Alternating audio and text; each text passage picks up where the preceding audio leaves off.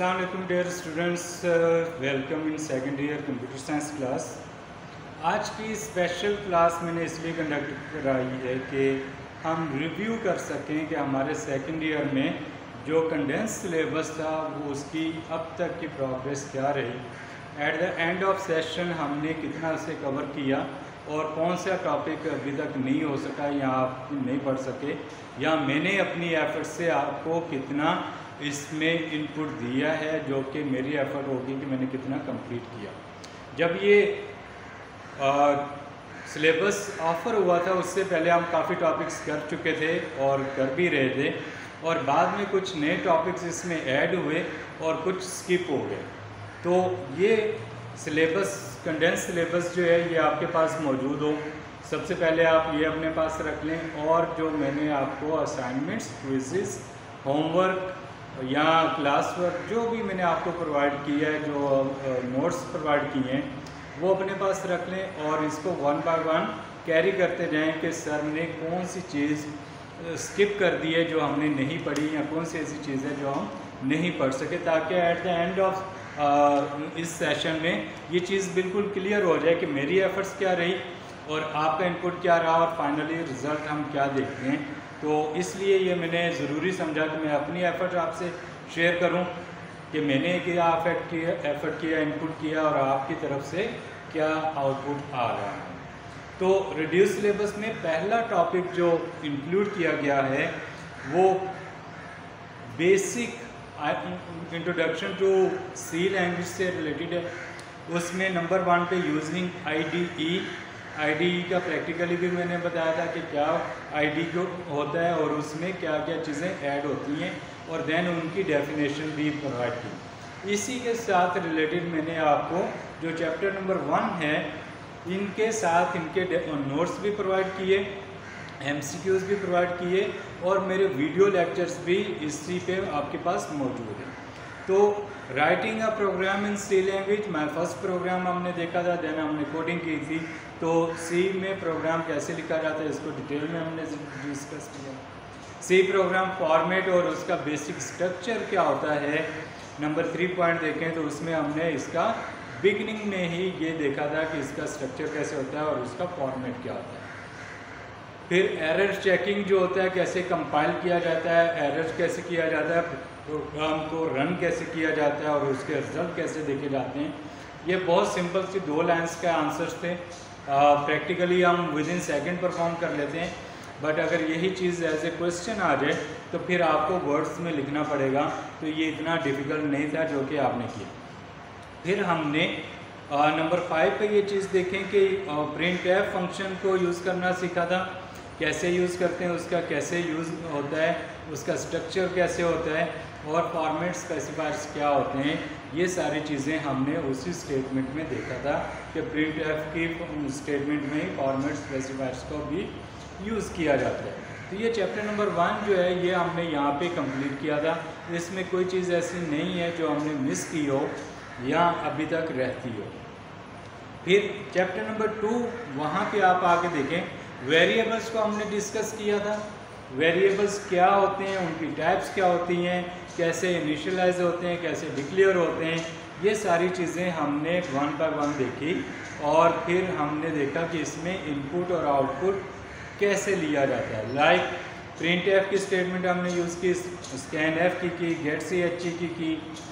हमने इससे ज़्यादा गेट सी एच, पुट सी एच वगैरह भी डिस्कस किया था, लेकिन वो अब इस सिलेबस का हिस्सा नहीं है।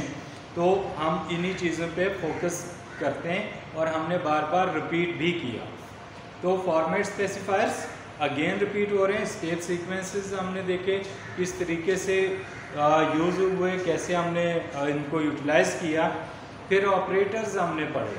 ऑपरेटर्स में आपको अगर याद हो तो अर्थमेटिक ऑपरेटर्स हमने पढ़े थे, जिसमें एडिशन, सब्ट्रैक्शन, मल्टीप्लिकेशन, डिवीजन वगैरह जो है ये सारी चीज़ें आई थी।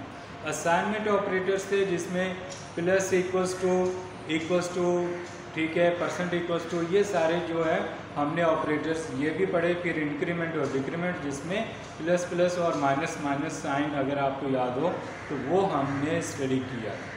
रिलेशनल ऑपरेटर्स हमने डिस्कस किए थे जिसमें less than, greater than, less than, equals to, greater than equals to और इक्वल्स टू वगैरह का या नॉट इक्वल्स टू को हमने यूज़ भी किया, इनको बारहा इम्प्लीमेंट भी करके देखा और इनकी डेफिनेशंस भी देखी, और ऑपरेटर प्रेसिडेंस भी हमने देखा था, और कमेंट्स कैसे दिए जाते हैं प्रोग्राम में ये हमने डिटेल में देखा और इसके स्ट्रक्चर को समझा भी। और ये 12 मैं आपको MCQs में एग्ज़ाम में जो हमारे टेस्ट हुए थे उसमें भी ये क्वेश्चन दे चुका हूँ। और इन सारे चैप्टर्स में से सबसे इम्पोर्टेंट चैप्टर नंबर 2 है, जिसमें बहुत ज़्यादा MCQs बनाए जा सकते हैं और डेफिनेशंस बनाई जा सकती हैं। मीन्स के आपके पास यहाँ पे 4 पॉइंट्स गिवन है, तो 4 पॉइंट्स के इनसाइड सब जो पॉइंट्स हैं वो देखें बहुत ज़्यादा हैं, और उनकी प्रॉपर डेफिनेशंस भी हमने लिखी, मैंने नोट्स प्रोवाइड किए आपको, ऑनलाइन लेक्चर्स भी थे, वीडियो लेक्चर्स भी थे, और MCQs भी आपको प्रोवाइड किए थे। चैप्टर नंबर 3 इसमें हमने लूप्स को डिस्कस किया था, जिसमें फॉर लूप, वाइल लूप और डू वाइल लूप को हमने डिस्कस किया, इसके प्रोग्राम्स बनाए, और मैंने आपको एक प्रोग्राम की फ़ाइल दी थी जिसमें मोर देन 70 प्रोग्राम्स मौजूद थे, जिसमें ये सारी कंडीशंस जो इस सिलेबस में मौजूद हैं वो सारी इसमें मौजूद थी और हमने उनको डिस्कस किया।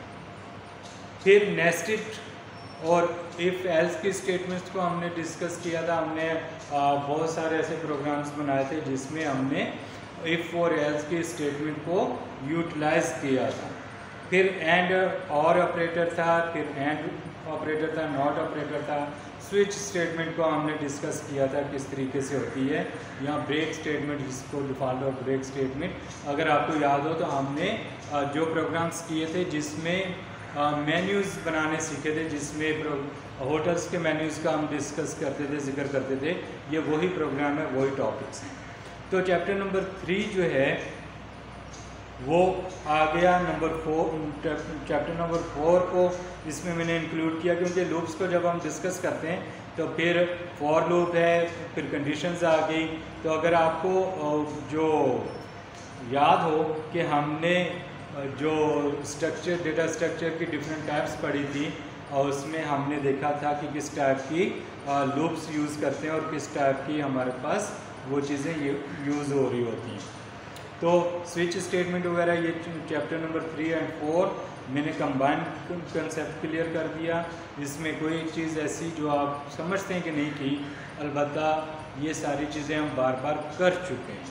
मैं आपको नोट्स प्रोवाइड कर चुका हूँ, मैंने इस पर याद हो कि 100 MCQs पहले मैंने आपको प्रोवाइड किए थे, ठीक है, और उन 100 MCQs के बाद 200 MCQs मैंने फर्दर आपसे शेयर किए थे, और उन्हीं MCQs में से मैंने आपसे डिफरेंट टेस्ट कंडक्ट कराए थे और क्लास में भी उसकी प्रैक्टिस की थी और आंसर्स शेयर किए थे कि किस ऑप्शन का करेक्ट आंसर है, ठीक है।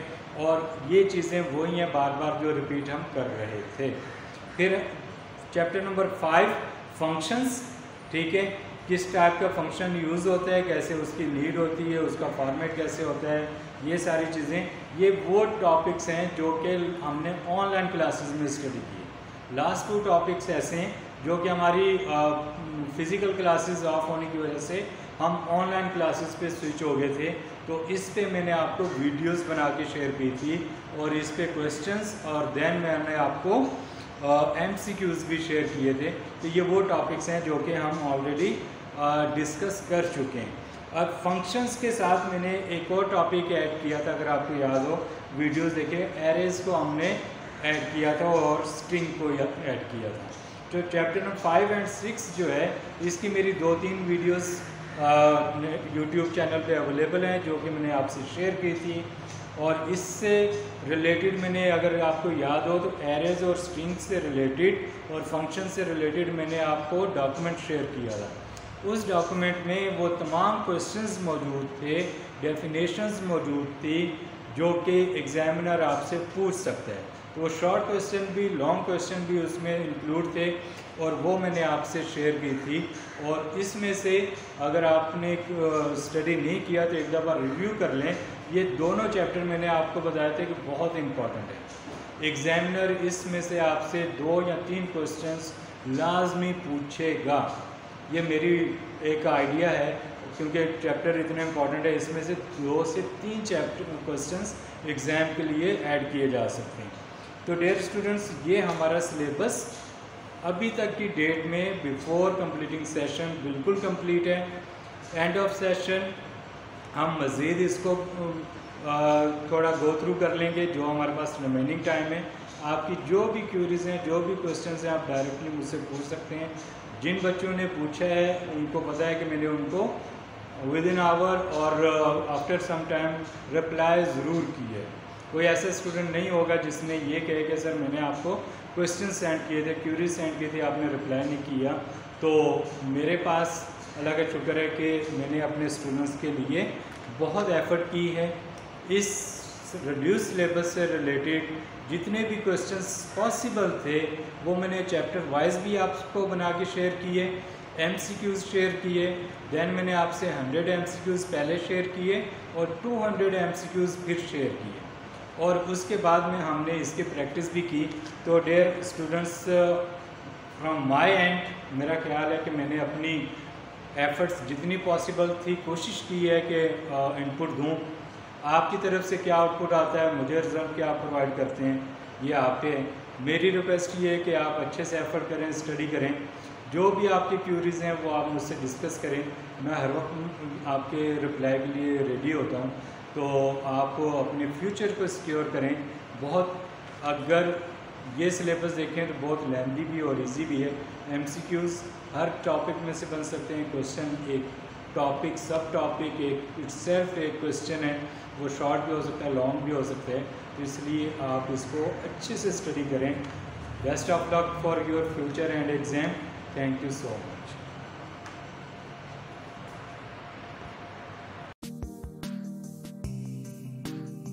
Hey there. Subscribe to my channel. And also press this bell icon.